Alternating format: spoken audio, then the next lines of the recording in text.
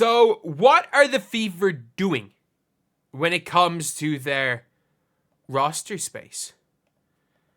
Like, I mean that. Like, genuinely, what are the Fever doing?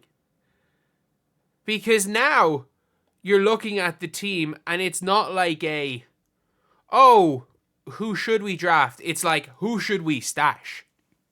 You are literally, they have now, with those 2 second round picks, got to draft Europeans or foreign players. And I have actually got no idea. Other than Anastasia Kosu, I have absolutely no idea. Like, if you're looking at the ESPN draft, mock draft, it goes first round. That's it. Like, it goes to 1 round. After Sedona Prince, who will definitely not be drafted by the Wings. You've got that. But, like, now you've got a situation where you actually can't afford your team. The Fever can't afford this team. And I know I've already talked about it in the Jaylen Brown video. Jaylen Brown is going to be cut. There's no point in, like, talking too much about that. Jaylen Brown's going to be cut. They can't afford to keep her, so she's going to be cut. Unless they want to cut Caitlin Clark or something. Do something like do the most crazy thing in the history of the sport and cut Caitlin Clark. Or cut Aaliyah Boston. Like, genuinely, they would have to do the craziest thing in the history of basketball. Not just women's basketball, men's and women's basketball. They would have to do something crazier than trading Luka Doncic and cutting Clark or Aaliyah Boston in order to bring in Jaylen Brown to the team. Which obviously they're not doing. So now you have got you've got this team right here that looks pretty good on paper. Take away Jaylen Brown, they're actually a really good team because you've got a starting lineup and a bench lineup that all 5 of them on the floor can compete. Like, I think a bench lineup of Sydney Colson, Lexi Hull, Sophie Cunningham, Damaris Dantas, and Bree Turner can compete. And then you've got as your 11th player, Christy Wallace. And Christy Wallace is not brilliant, but she's so much better than people would suggest. But it seems like they bought out Katie Lou Samuelson for Bree Turner, and they can't afford to keep their draft picks. Like, they can't afford to keep their draft picks. Like, I'm trying to like look up potential players from overseas that they could get. Like, obviously, you're going to be looking to draft somebody like Anastasia Kosu. If she becomes available, you're drafting Anastasia Kosu. Like, that's it. And I'm like looking to see if I can find like 3rd round drafts. I've actually got like a website from December called Women's Basketball News and Opinions that does not have, I repeat, does not have Aisha Sivka in their draft. Yeah. Does not have Aisha Sivka in their draft and has Addie O'Grady getting drafted. Yep. Like, I can't find any proper mock drafts because they only go up to 1 round. So I'm trying to even look into people. Because you just never know what age people are because of the international rules and stuff. And you can get a player's rights and stash them. And maybe they trade those 2 picks for next year. Or maybe they trade those 2 picks to, let's just say they with 19 take Kosu and with 20, go and trade that for a 2026 second round pick. Or trade it, and then with their 3rd round pick, find literally whatever 19-year-old applies for the draft and draft them. Do what happened in 2022 when they took Jane Melbourne and they took Sika Kone in 3rd round with the 3rd round picks just to take them. Make some move like that. But they have to.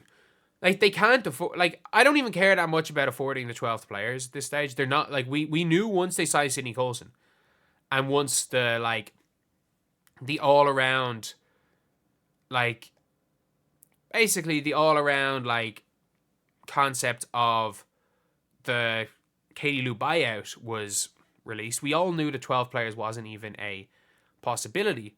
But still, it's not like it's still confusing as to what the Fever are doing. And I just don't know. I don't know what they're doing with Brown. I don't know what they're doing. Like, it's a guarantee they keep Turner, I'm guessing. Is it a guarantee they keep Coulson? Is her money protected? And if you get rid of Coulson, you don't really have a backup point guard. And you've got no defense off the bench if you get rid of Turner, but they're not going to get rid of Turner. Like, there's a 0% chance that the Fever are getting rid of Bree Turner. Like, she had her whole, like, they made a whole breakdown video for her. So, I don't know, like, is this been the plan all along? Because with the Bree Turner contract, a lot of people thought, oh, they're going to bring somebody in after Eurobasket for half a season. They can't afford to bring someone in after Eurobasket. Genuinely. They can't afford to bring someone in after Eurobasket. So, that's what I thought, we would see.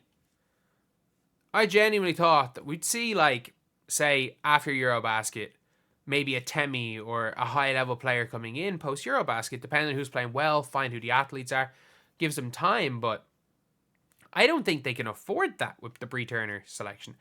And maybe they don't want to do that. Maybe they just want that 11-player roster. Like, I don't know.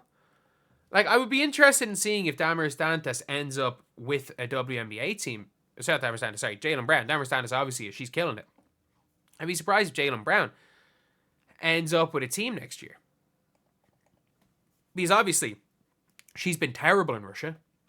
And I don't know what the Fever's plan is for her. If they could have just cut her straight away. Maybe they need 12 players for training camp. Maybe they need, like, all of this stuff. Like, it's all in all of a really confusing situation the Fever are in, because they're over the cap now, and there is no way, it is literally impossible, no matter what they do, to end up with 12 players. And obviously they can't get off Christy Wallace, but I'm like, at this stage, is there any point getting off Christy Wallace? Like, I thought she was coming in on a vet minimum. She's not. So I was like, what's the point of coming off, like, Christy Wallace? Like, there's no point unless somebody literally wants Christy Wallace, because you're going to have to attach an asset to her. It's a really confusing situation. And it's honestly a situation that the team was put in by Lynn Dunn. I don't even hate Christy Wallace to protect the contract. She's making $80K a year. It's nothing. It was all done by Lynn Dunn giving Katie Lou Samuelson her, like, 2-year contract. Lynn Dunn, what have you done? What have you done? What have you done, Lynn? But, like, and the worst part about this all is that if they just had Emily Engsler, who they drafted and cut, Emily Engsler would be still on a cheap rookie deal. They would have never had to bring in Christy Wallace to replace Emily Engsler.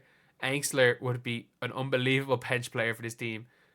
And they wouldn't, like, there are certain positions they wouldn't have to sort out if they just kept Emily Engsler. Oh, Lynn Dunn.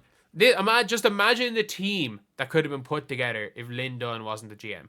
Although at the same time, if Lynn Dunn wasn't the GM, there is a possibility that they wouldn't have been so bad in 2023 that they would have got Caitlin Clark. So who knows?